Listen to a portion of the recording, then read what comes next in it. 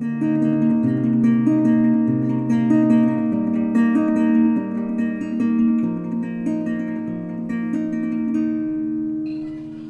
morning to everybody. It's great to be here today.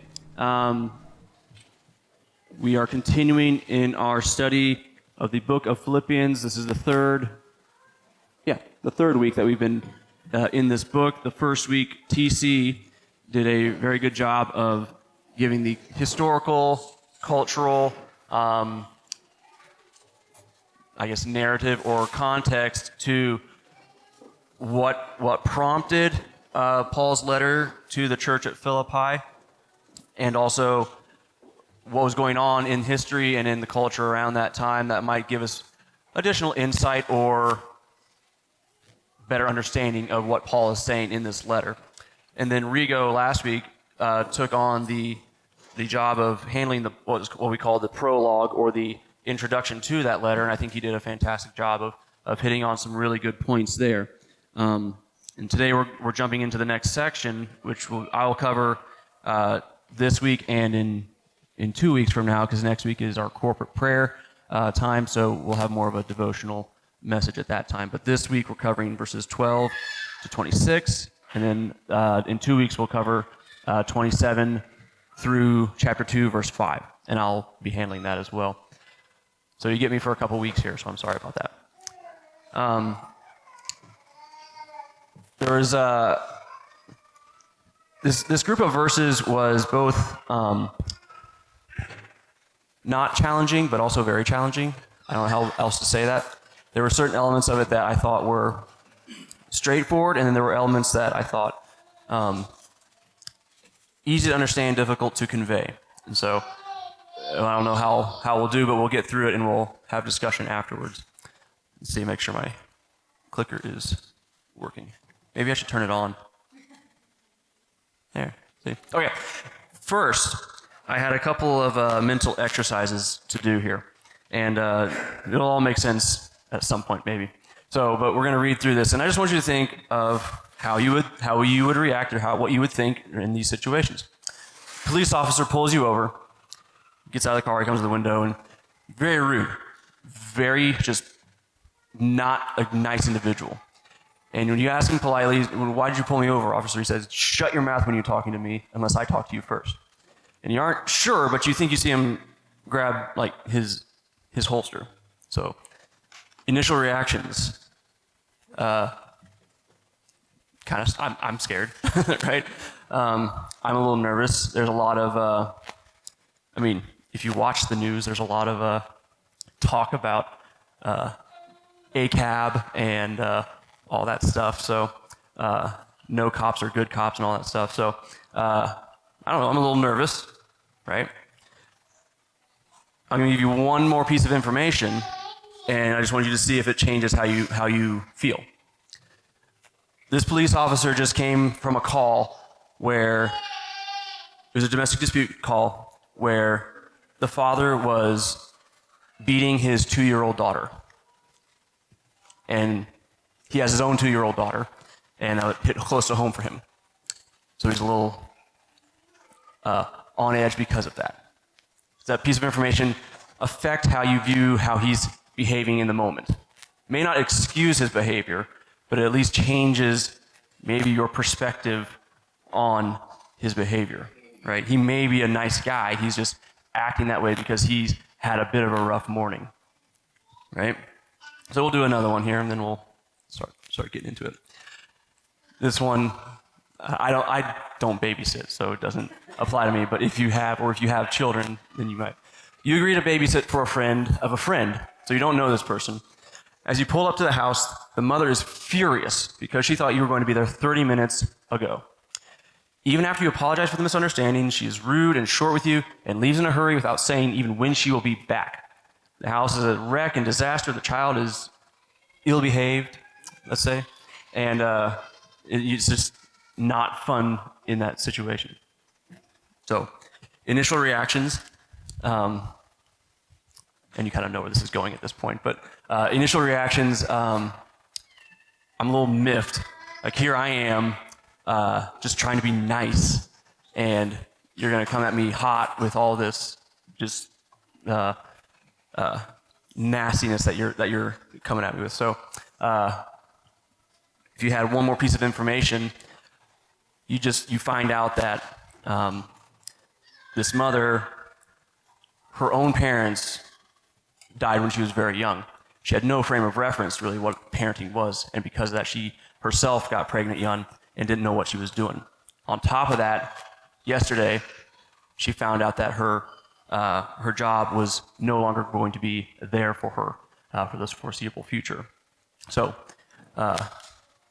all that to say is that one piece of information can change your perspective on a situation, right? So, a mental exercise trying to get you into a bit of a mindset for what we're gonna, for what I think the main upshot of what Paul is trying to convey to the Philippian church in these verses. I mentioned the word up there, perspective, at the top of the slide, and I thought I would just give you a couple of definitions. One being a mental view or a prospect, just the way you view something.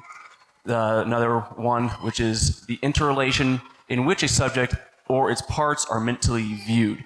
So in art, you have what's called perspective drawing. I view the way my eye perceives this chair is closer to me than that chair over there by depth and whatnot, right? So the interrelation between a subject, i.e. the chair, and its parts around it, right?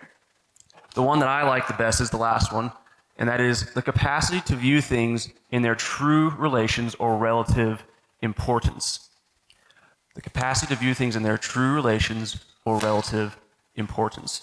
So, in the examples that we just had, the cop was kind of a jerk to you, but did you die? No.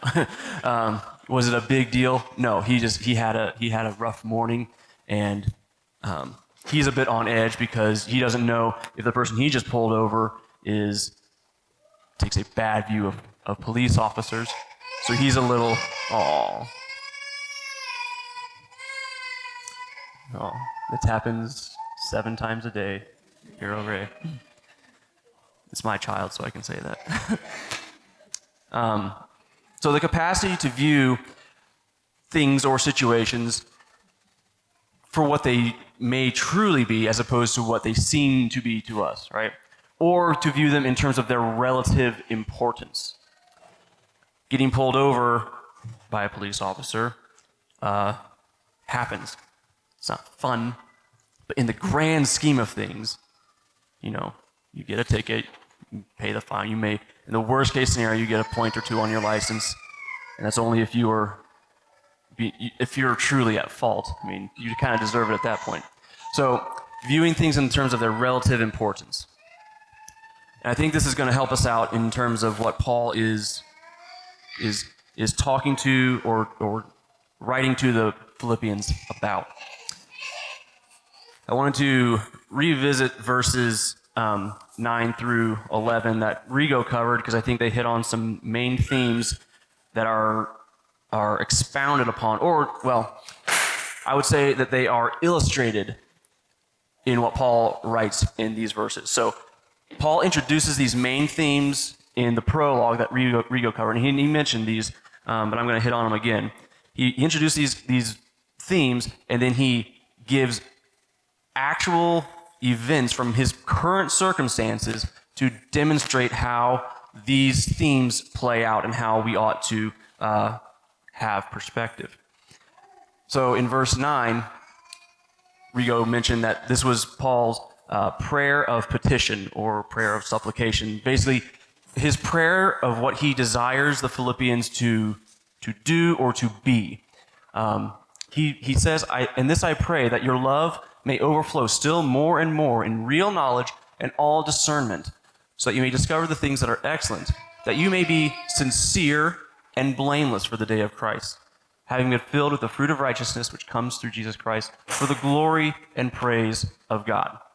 So the first highlighted word there in red, discernment, is an interesting word, and the way that the commentary that I read broke that word down is essentially having a moral insight.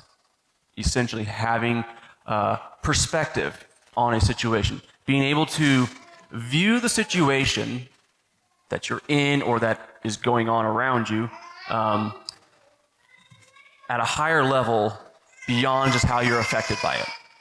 Okay? And Paul's going to get into that a little bit later here. The second phrase here is that you may be sincere and blameless. This idea of purity, not being one who gives knowingly gives offense. Okay?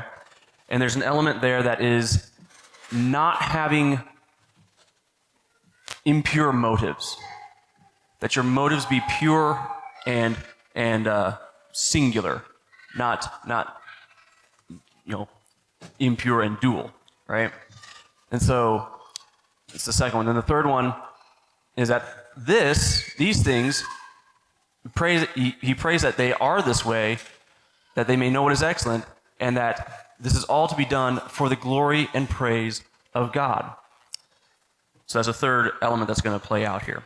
So I don't have the verses up on the screen, and we're going to kind of go through a little bit point by point here. But the first section of these verses is Paul gives us an update of what is going on within his prison confinement. Okay, so in his direct sphere of interaction, verses 12 to 14, and I'll read those here, and then we'll talk about some of these points.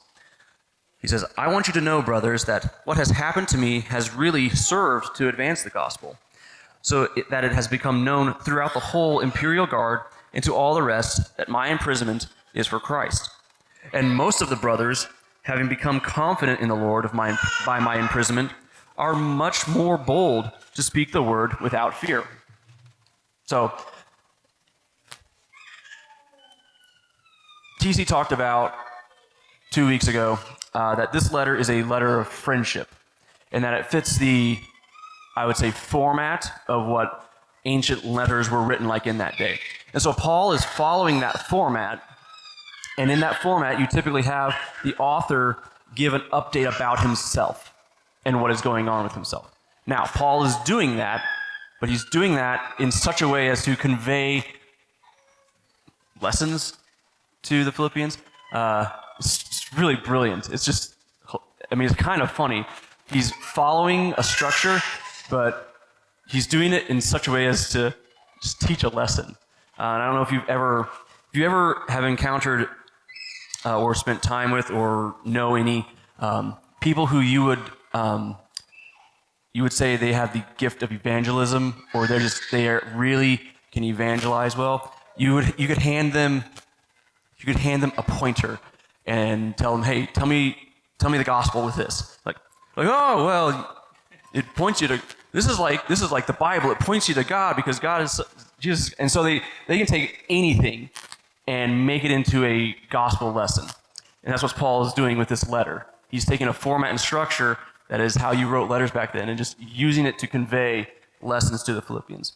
So the first lesson, which ties into this theme of discernment and perspective, is that the circumstance that Paul's in, prison, he's literally in chains right now. The circumstance not desired has brought about the desired result, i.e. the advance of the gospel. So Paul is saying, he leads this verse saying, "I want you to know, brothers." He's not really telling them something that isn't of value to them, because undoubtedly they are concerned about him and view his imprisonment as an injustice, right? Because what we'll get into later is, and what TC mentioned I think a couple of weeks ago, is that his imprisonment is solely based on his faith. He committed no crime or legislative wrongdoing. He's in prison for being a Christian and adhering to the name of Christ. So that it's an injustice done. So people are concerned about it, they're angry about it, and he's saying like, "Hey, I want you to know that this has actually been used for good, and this is actually what God has desired to advance the gospel." in the circles that he ran with, in his social circle, if you will, it was a lot of higher level Roman officials, Roman guards, that had other interactions with other Roman officials and other politicians and other guards. And so Paul was given access to high levels of the political structure at a time where the Christian faith was had a bit of a stormy horizon. I'll say it that way, because TC mentioned that there was, going to be a time where there was going to be persecution. Nero was about to come on the scene. There was going to be a lot of terrible things done to Christians, and Paul's at the forefront of that, having influence at high levels of Roman politics, essentially. And so again, he has this perspective that this is not, you may view this as what shouldn't be happening right now, but God has placed me, and this is actually serving to the advance of the gospel. Not only that, but the Roman church, the other believers who were there in Rome, were so emboldened by what had happened to him, and his imprisonment had made them realize that, according to Gordon Fee, the commentator that I read, the historical records state that because of Paul's imprisonment, the local church suddenly became a lot more vocal and a lot more bold in sharing and proclaiming the word. And it's viewed as more of a, let's make a comparison to here. So we're a small church.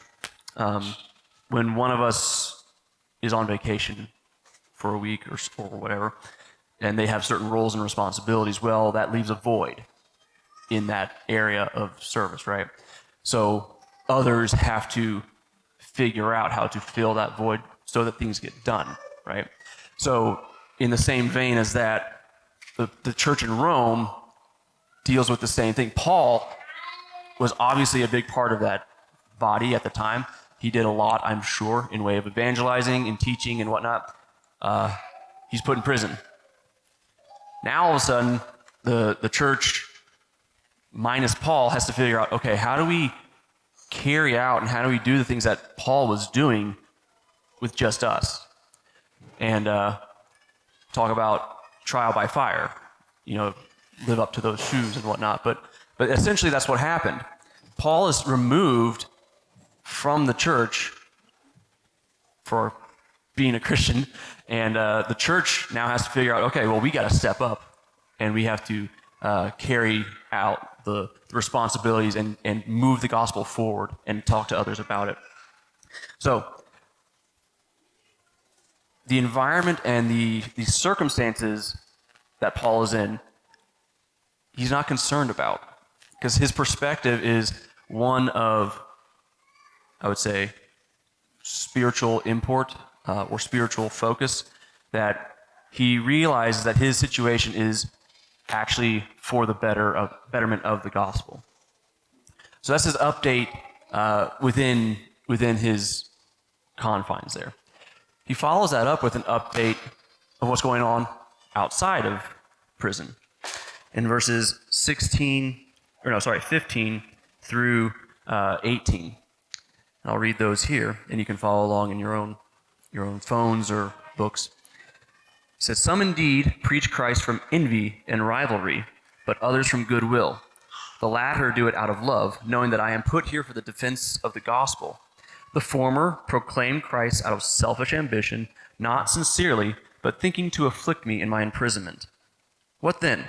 Only that in every way, whether in pretense or in truth, Christ is proclaimed, and in that I rejoice." And so, apparently, some people didn't like Paul. And when you have somebody that is so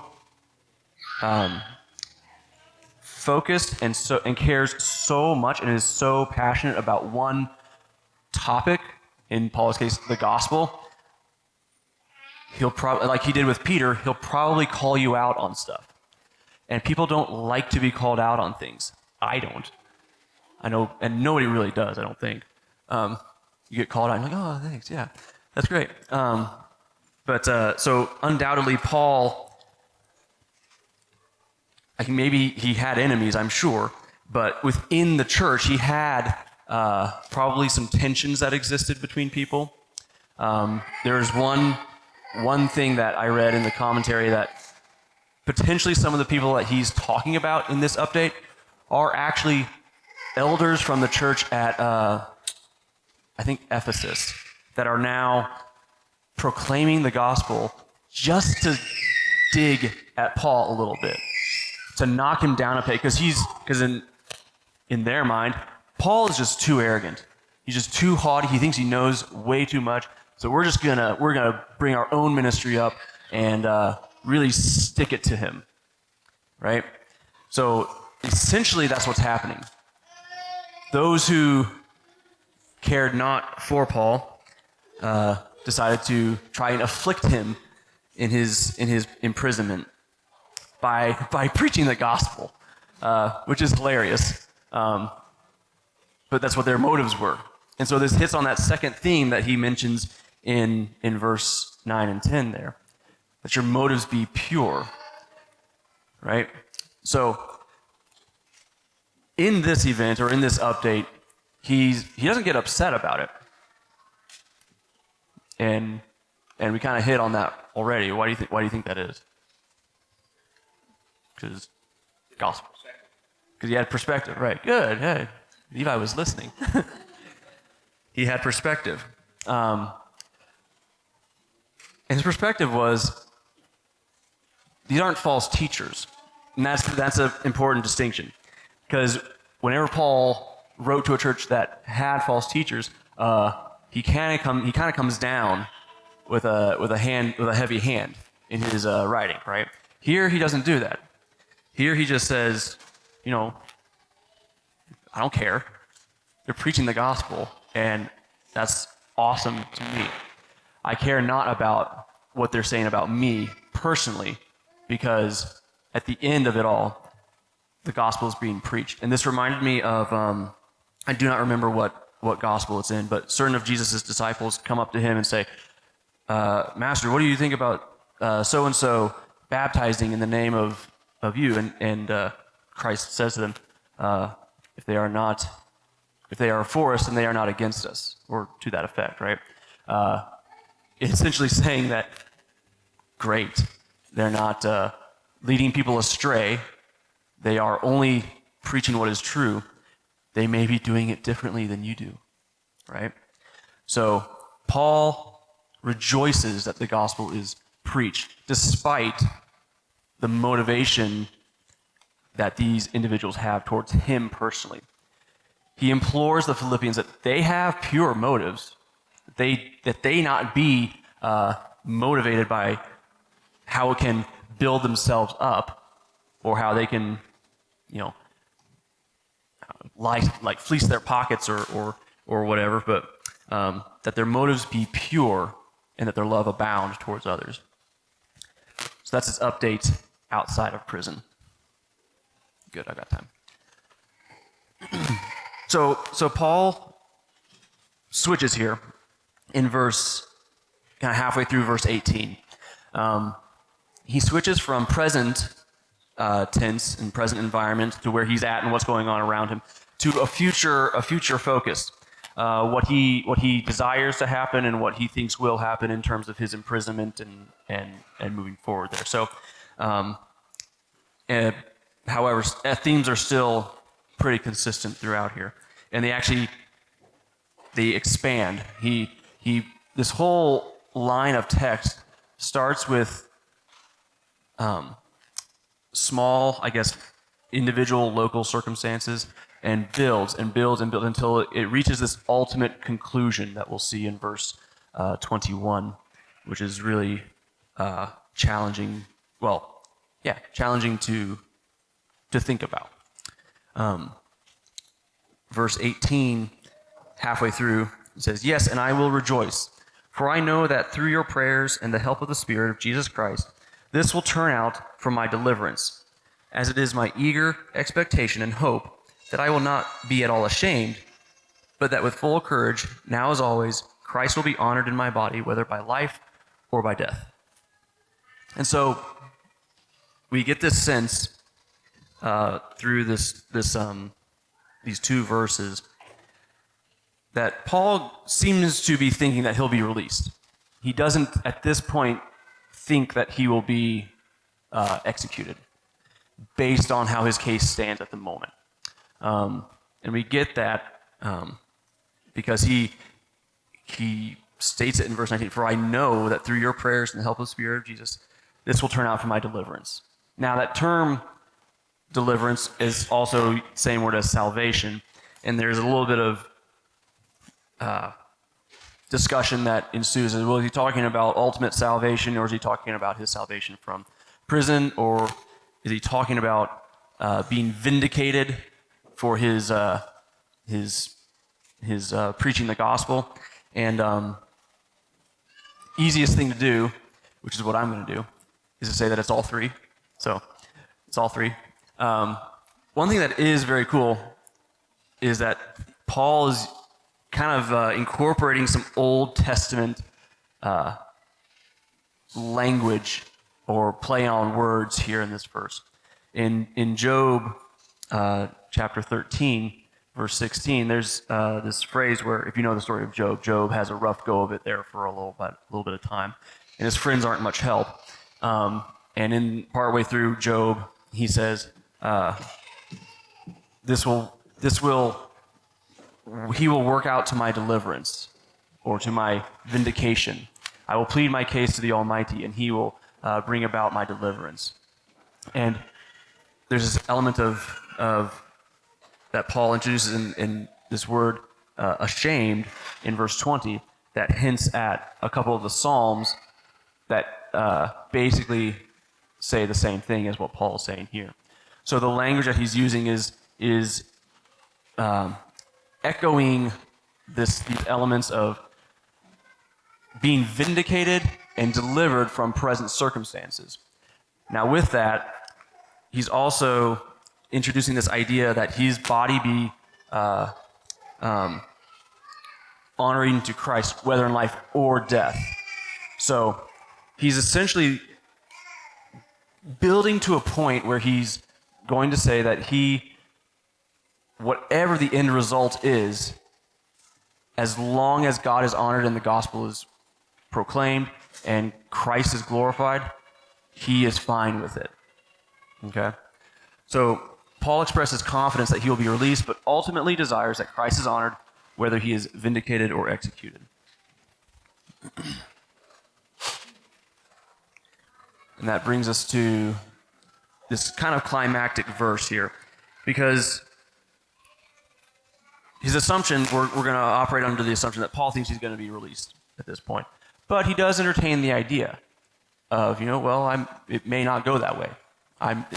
The trial may go south. Political landscape is shaky at this point in time of Roman history as far as their views on Christianity. It's at that transition time in history where Christianity was kind of considered a subcategory or different sect of Judaism, and the Roman Empire had kind of figured out how to handle Judaism in terms of politically, and they just considered it a subsect of that religion. But now Christianity is growing and becoming very different than Judaism, and so now the Roman government is having to figure out, okay, well, how do we classify this? How do we, rule this? And they're saying that there's only one Lord, but we have a Lord who is the emperor. So are they committing treason based on their faith? And so that's all in flux right now. So Paul entertains this idea. It's like, it may go south for me, right? This section of verses in 21 through 26, I think pretty much most people consider the most personal words that Paul writes in his whole corpus of letters, because it really is. It's not a it's not a really a theological build. It's really how it's kind of like his stream of consciousness thoughts on whether he lives or he dies, and it's very you can get into some pretty cool insights if you look at it that way. It's the mind of Paul writing his thoughts on whether he would prefer to die and be with Christ, or to live and continue the work of advancing the gospel. And so I'll read these verses here, and we'll talk about them a little bit more. For to me, to live is Christ, and to die is gain.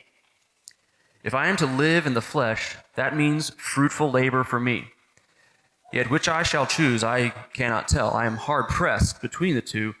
My desire is to depart and to be with Christ, for that is far better. But to remain in the flesh is more necessary on your account. Convinced of this, I know that I will remain and continue with you all for your progress and joy in the faith, so that in me you may have ample cause to glory in Christ Jesus because of my coming to you again. So the guy is very torn, and he really doesn't, he's explicitly clear in what he would prefer to happen, but he's very much okay with that not happening. Now, this is just how I am as an individual. I don't. I know the things that I want to happen, right?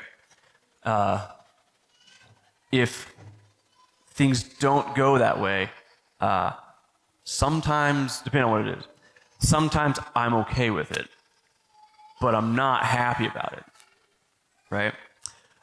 Most of the time when things don't go my way, not only am I not happy about it, usually not okay with it either. And so Paul is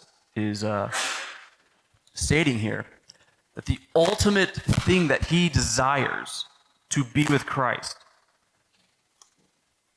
he's okay not having, because it will be fruitful labor in his ministry and his work here on earth. He's willing to not give up, but forego that for now, if it means being of more service on earth. If that's what God has desired for him to do and to be, then he is okay with that, because, as Levi remembers, he has perspective that is beyond his circumstances, right? So this whole section of verses here, Paul is really functioning as what Gordon Fee in the commentary refers to as a paradigm. Paradigm is a way in which you view data or events, essentially, right? We used to have a Newtonian paradigm of gravity, and there's still elements of that we view reality through. But now there's the theory of relativity, and that's another paradigm that you view reality through. And so we have these paradigms in how we view reality. And so Paul is essentially acting as the way I would explain it is he's functioning as the ultimate example of how to act. Paul is content in his imprisonment because it has been for the spread of the gospel. Paul has been unshaken by personal attack because despite that, the gospel has been preached. And Paul is willing to not be with Christ for the sake of the gospel on earth. And reading through this as I was studying this passage, very challenging, right? I have Sundays where I show up and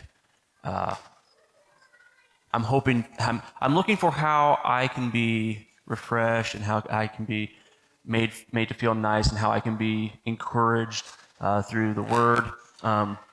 It's very much a me focused mindset that I have sometimes. And really and then when you have that mindset, things maybe bother you more. And so things will bother me from time to time. And this passage was very challenging in that way. So I had one more mental exercise, and then we'll have some comments, some time for comments on these verses here and feedback and different things that you saw that popped out to you.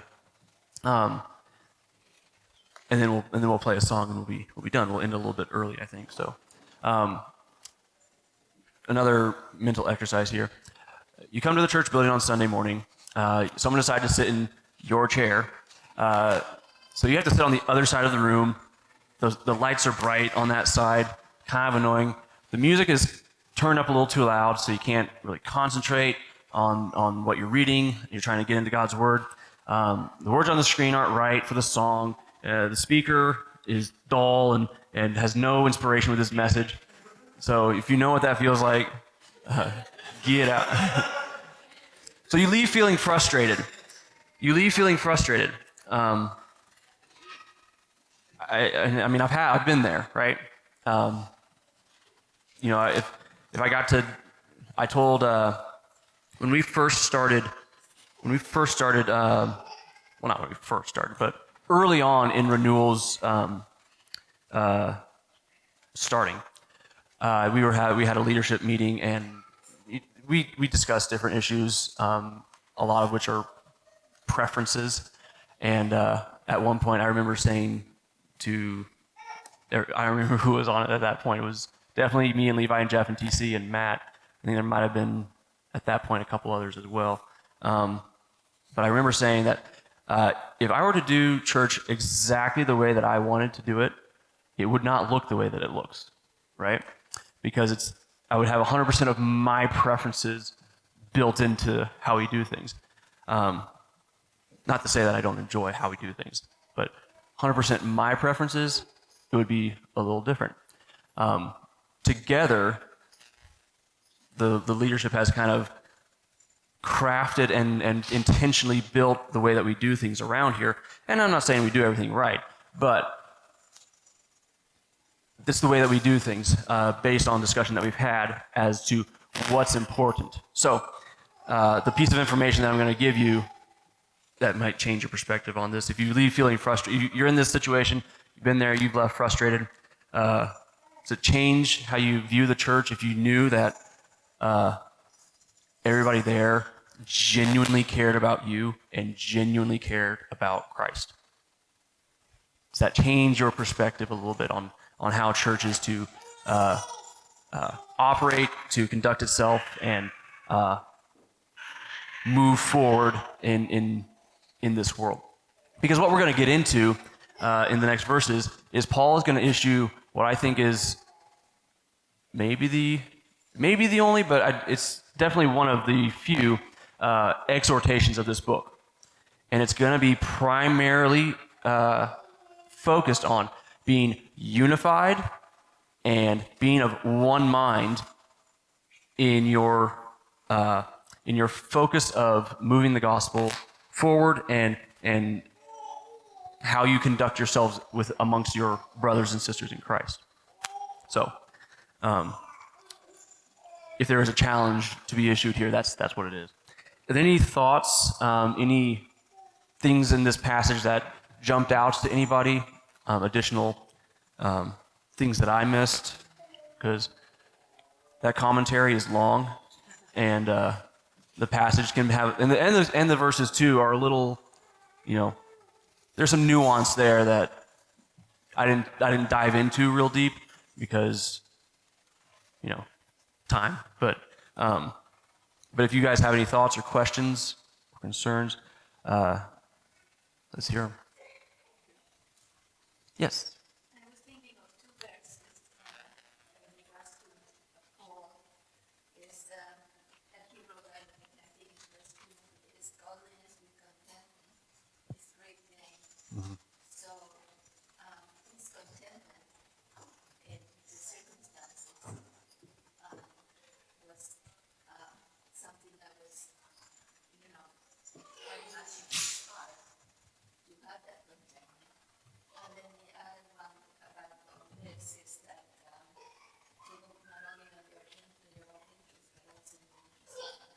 That's right. And that one's from Philippians that we're going to get into here. So yeah.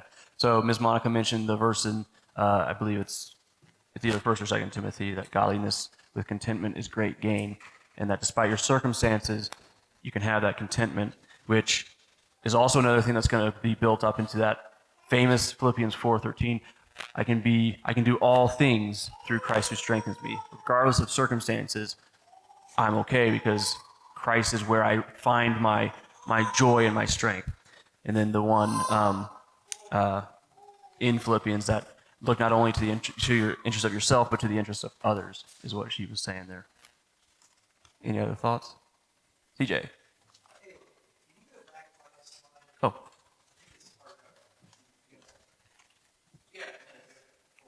That one?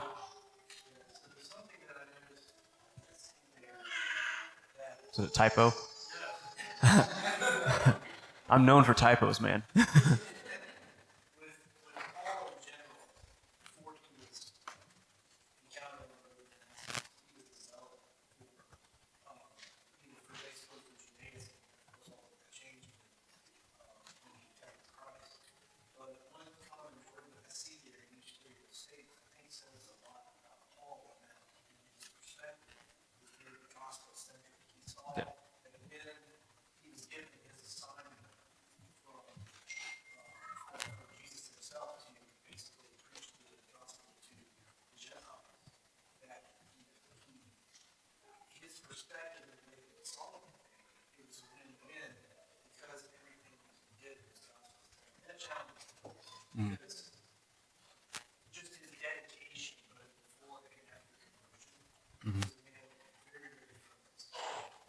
Right.